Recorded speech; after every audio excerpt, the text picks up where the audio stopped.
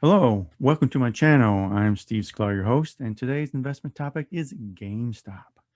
On this channel, there will be an episode about clarinet, saxophone stocks, and investments in a wide variety of ramblings, but today's episode is about GameStop.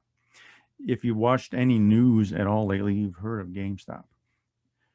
But before we go there, I want to review something called short sales, and the king of short sales is Bill Ackman and Pershing Square Investment. Bill Ackman is most famous for his bet against Herbalife, a relatively unknown, untracked stock. Herbalife is one of those companies that would sell a product to members who would then try to resell it. This is a common business pattern for many things. Have you ever been to a Tupperware party, candle party, essential oils, cutlery, Amway, Avon, amongst a ton of other products that people try to sell by having parties or whatnot to sell to friends and kick off a business? Bill Ackman, a billionaire, heads a hedge fund, Pershing Square. Back in 2012, Ackman put large short sales against Herbalife. A short bet is an investment that makes money when the stock price falls. Of course, there are a variety of reasons why stock can fall and a variety of reasons why it can rise. This was a $1 billion short on Herbalife, betting it would crash to zero. Of course, what is the best way for a stock to crash? To then come out with something negative about it after you bet against it. You see where this is going? Ackman issued a report claiming Herbalife was a pyramid scheme. And then the stock crashed. Amazing how that works, isn't it? In January 2013, investor conference, he provided a Nielsen survey, which he, who knows, maybe he paid for it, who knows, that stated 73% of distributors never intended to make money from the product and kept it for themselves for personal use. Isn't that how most of those companies operate? But now, the funny thing is, in 2013, Kara Icahn and Dan Loeb decided to have some fun. More billionaires get into the fray. Kara Icahn entered a support agreement and with it 5 boards on the seat after he bought up about 26% of the outstanding stock in Herbalife, opposing Ackman, who wanted the stock to go to zero. They bought up enough stock, they drove the price up. This is a basic demand and supply model. Buying millions of shares, there's less out there, less people willing to sell, and the price gets pushed up and up. And he kept buying and buying and buying. This is kind of funny because Loeb took his gains and exited, but Icahn stuck with it, driving up the price even more, short squeezing Ackman. Now, someone who is betting that a stock goes to zero has to start buying a stock as it is going up and driving it even higher to prevent even greater losses. So at this point, Ackman had to buy stock even though he bet against it. His bet against it, he didn't actually own the stock. He was just betting and borrowing the stock per se, claiming it would go to zero. Of course, he bought it at a low price. And the trouble is, once the price goes higher and higher above that price you originally buy it at, you're kind of in a financial twine there. Is you're losing money big time, and you end up, because you borrowed a stock from brokerage, the brokers you may call basically saying, hey, you owe us some money. So you got to start buying stock to give back to that brokerage account. So you end up losing money. If you bought the stock at 25, originally you bet against it when it was 25, and it's now at 50, you've now lost $50 to your original $25 bet, basically. You can see how this goes after a while. Anyways, he had to stop buying it or started buying it to prevent even greater losses. At this point, he's losing his bet and people are calling him to pay up the bet. At the end of it, Ackman lost $1 billion. Wow, isn't that a lot? So what I have here real briefly. So what I'm showing here is a brief chart of Herbalife. If we look to the right here, about this time frame is when the bet against it was put out there, the short sales, and then came out the news, and then the stock just took a nosedive, as you can see here. And then you can see Carl Ackman here, Icahn here, starting to do his bet against Ackman, and he started buying up shares, pushing the price up. It's just, I remember when this was going on, and it's just funny watching 2 billionaires in the stock market. playing with a company, and the company's just sitting there, like, well, we can't do anything. It's a stock price.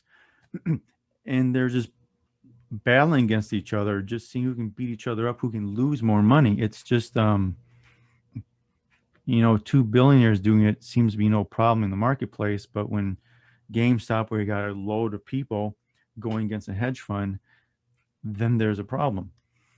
And once I heard about GameStop, Herbalife came right to mind of what's going on here. And it's funny, I'm going to have other episodes where we examine short selling and when we get fights like this, because it's really interesting. We'll go into more volume of who's buying and selling stuff, and we'll take a look at what insiders are doing. Now, insiders are people inside the company, that, for instance, the president, CEO, vice president, directors, etc., that own stock. During this time frame, what are they doing with their stock? Are they selling it? Are they buying more? And that information is publicly available. And we'll look at that later on in other episodes. But jumping back to talking about this now, in November 2017, Ackman closed out a short position, hoping the stock would crash to zero, and converted the remaining to a put, meaning it would rise. 3 months later, Pershing Square exited their remaining positions in Herbalife. Bill Ackman continued to own stock until about June 2019, when he ended his 5-year crusade with stock options, betting the stock would crash to zero in 2012. In January 3rd, 2021, Carl Icahn sells half of his Herbalife stake for over $600 million at over $48 a share, leaving about 6% stake in Herbalife. Their original contract was he would have shares, a controlling stake on the board with 14%. He dropped below 14%, kept 6%, which was worth about $400 million at that time, and gave up his 5 board seats at that time. Today, Herbalife is about $51 a share, and this is the story of a share price manipulation, pure manipulation. One wanted the stock to crash, brought out news about bad things about it, kept continuing pushing news about bad things about Herbalife to push the share down, down, down, to get people to evacuate their holdings in it. But then Icahn came to the rescue and said, hey, I'm going to make you lose money. And he did. Of course, this isn't the only time you've had the situation short selling, buying a negative position and then revealing something bad about the company. Like I said, it's happened in the past. I don't think the regulators are going to do anything about it. If they do, I hope people bring up the Herbalife story.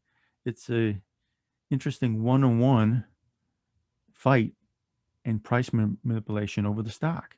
But this hurts the normal small-time investor who owns the stock and gets driven down for no real reason. I thought about, when I heard Carl Icahn was getting into the Herbalife thing, I thought about buying shares, but then it's like, who's going to win this? And actually, I realized after that fact that the person shorting the stock isn't going to win. You got a billionaire out there buying up all the shares in the company, they're going to win. So now that gets up to GameStop. GameStop's an interesting variation of what's going on here. GameStop had about 57.3 million shares shorted, but there's only about 51 million shares floated in the market. Yes, there's about 6 million more shares bet against GameStop than are available. This puts heavy price pressures to bring the price down just by heavy investors. Institutional investors won't want to touch this. But this is a big problem. The stock goes up, especially by a lot. There's 6 million more shares against the stock than are available. And the stock goes up, this just blows things up for the hedge funds. And GameStop was known as selling games and game machines to people. I remember going to GameStop all the time with my kids, and they're originally games when people bought games at stores. But that was before direct sales exploded, before download streaming became the main delivery of new games and game loans. After this, the GameStop business model was really a dying breed. They transitioned to selling merchandise based on gaming characters, but that model seemed short-lived as people would buy merchandise online too. And they directly compete against Target. Where I go, the GameStop that I've gone to, there's a Target right behind it. Of course, you got Walmart, Myers, which actually are about half a mile away from the GameStop I go to, Amazon, Best Buy, other stores for physical games and merchandise too, who can absorb a downturn better because there are more products to support maintaining those items on the shelf. Myself, I'll have shorted GameStop because I believe they were going to go bankrupt sooner or later myself, irrelevant at the stock price. It just depends now how long the short sellers hold on. But this is one of those short sellers with more accurate long-term positions. Unless GameStop totally turns around their business model, their stock price is going to keep going down, with the exception of crowdsourcing and squeezing the short sellers out of the market. If GameStop can stick it out, it's not a Herbalife. GameStop will probably be liquidated in the next 5 years or so, or sold off in pieces. Herbalife actually was profitable in a way, and they're a fine company. GameStop, though, currently has, I think, over negative $4 earnings per share. So the outstanding number of shares times the -4 tells you how much they've lost. The recent quarter, I think they've lost 165 million. Now, GameStop has shown that they can be profitable in Christmas time, but not any other time. So there will be continued pricing pressures, and you'll see stores close. When stores close, this is a centralized company. The headquarters still wants to maintain a profit. They're driving to maintain a profit, but if there are not store profitability, they'll end up closing stores. This is a episode I have coming up about growth of companies. And I pinpoint Home Depot in that episode because they started out small, built up a ton of stores all over the place. The original driving factor of stock price was quarter over quarter and year over year sales. But when they infiltrated the market, they're all over the place. It changed for the investors. I used to have an investment in Home Depot, but I remember it changing, going from quarter over quarter, year over year, to now same store sales month over month, quarter over quarter, year over year. Because if you add more stores, you're going to add more revenue. But if you end up maxing out on stores, you have to look at another metric to show the rise in the valuation of the company. And it becomes, can each store sell more and more in the area that they're at? Of course, you got other competitors in there. Lowe's comes into play. You got local stores, your Myers, Walmart, all those companies sell some stuff. Your companies like Ace, ACO are also competitors. But there's many smaller stores that just simply go by the wayside because they can't compete against Home Depot.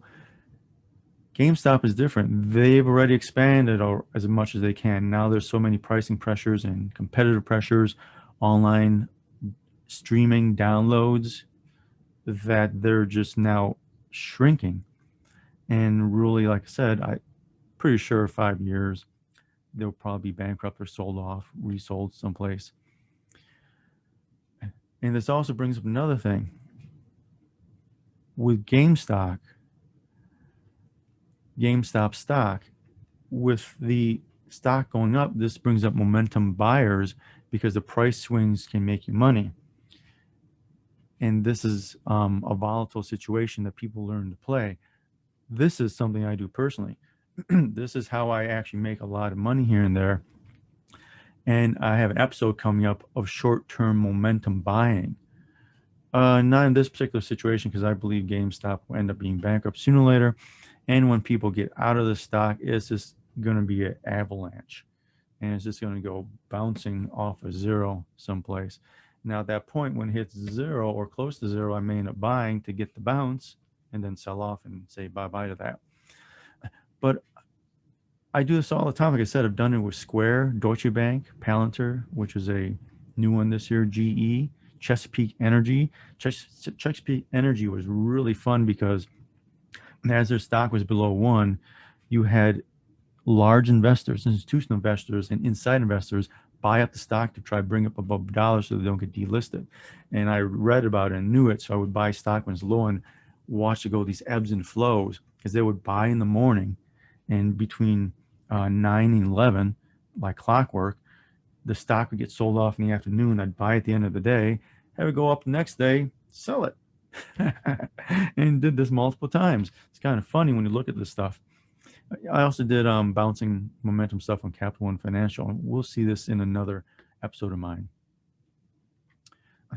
But basically, GameStop is where you have crowdsourcing, pushing up the shares, and really annihilating the short sellers. So they've overbought short selling the stock, and they have to sell at a gigantic loss. I think to date they've lost over $20 billion, these short sellers.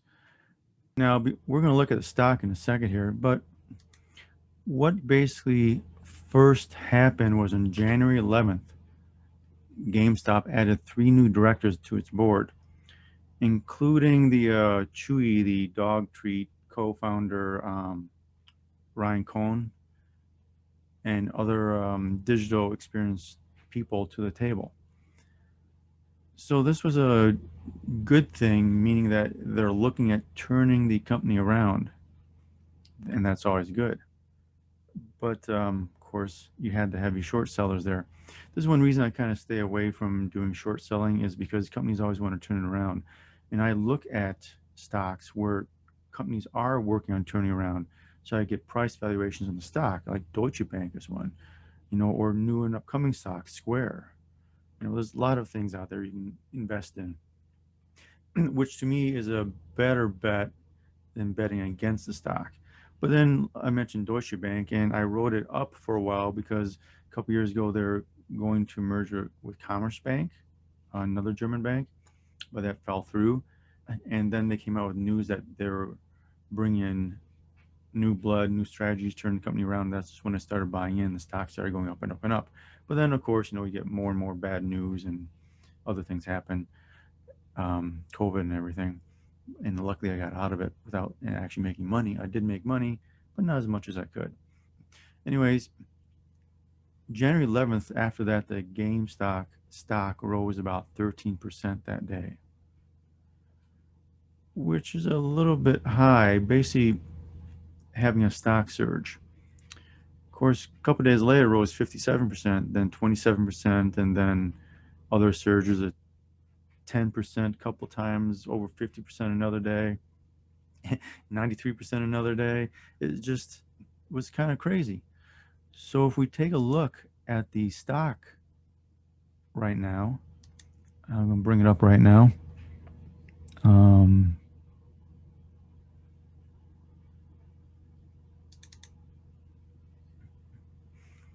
So here's GameStop's stock.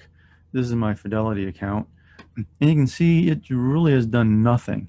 If we look at up here, you can see the date and the open, high, and low value and close value and the volume up here by the one menu on the top here.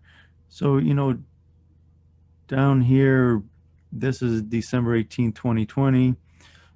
Price was about $15.60, a volume of 1.9 million. And that's kind of consistent, 1.8 million, things go up and down. But January 11th, we have this blip here. So let's expand this a bit, or actually compress it a bit. I'm on 60 minutes. I'm going to go down to 30 minutes. Bingo. There. It's a little bit better. I actually do a lot of day trading, so I need to see things on a per minute basis, even a per second basis, volumes and everything like that. Anyways, we see here the volume that day is over 3 million, close to 4 million. And it closed at $20. And it really didn't do much there. I mean, good news, they have new management, or hopefully turn around the company. But then you start seeing these weird things happening here on the 13th. This is when the Reddit people start getting into and playing here. They're pushing the stock up. These greens are positive trades going up. Reds are negative trades pushing the price down. And we see the price kind of stick there a little bit. So the short sell is like, that's interesting. All this volume all of a sudden. What's going on? When you look for the news, try to figure out what's going on with stock and why things are going that way. And let's just compress this some more.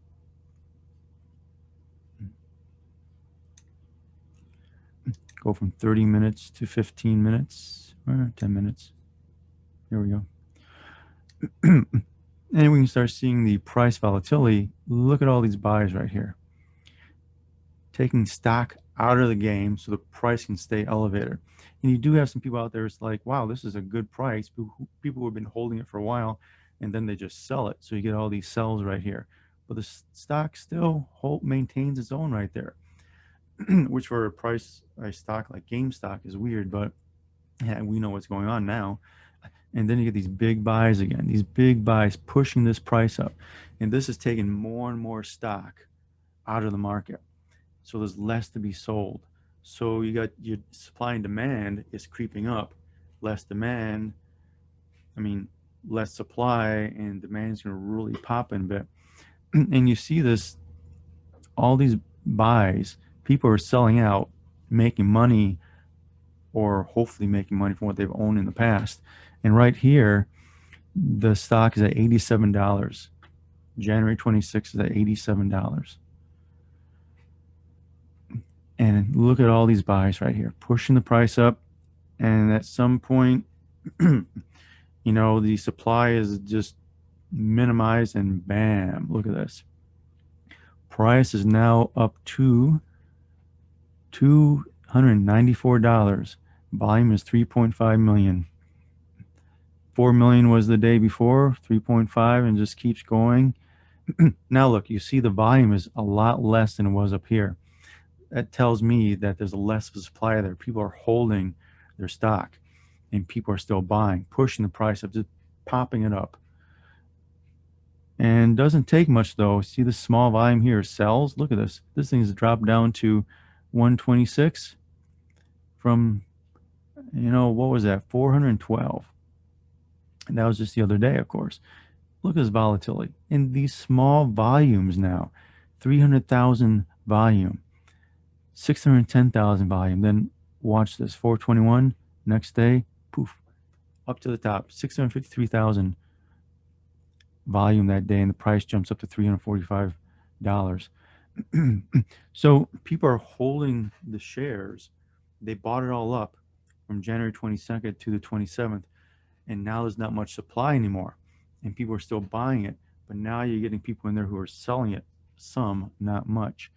So it should be interesting. What's going to happen is these early buyers are going to cash out, take their profits and run. That's what I would do. And the price, the quicker you can do it, the quicker you cash out, the more money you make, because this thing is going to just drop like a rock. Like you see down here on the 28th, see this happening here? People cashed out before it was bought back up again. You're going to see the stock just crash probably in one day, in half a day even. As soon as people start selling, you're going to get panic selling. Everyone's going to sell. Stock's going to crash to zero. The short sellers may not be there anymore to win on their game, because they're just being squeezed out because they have to buy stock because they're being called on it now. So it's a very interesting scenario. Very interesting. Anyways, that's what the stock looks like right now, and the volumes become very important to understand what's going on in a stock. So, the end result is GameStop to me is not a very good long-term buy in a stock. It's good that they're getting new management. I still wouldn't buy into them until they showed quarter-over-quarter profitability or close to it, or you see the momentum towards being profitable in each quarter. But their business plan really is the problem. They don't fit in the marketplace anymore, and that's the biggest problem. So this is what it looks like, the stock price right now, to give you a good analysis of it.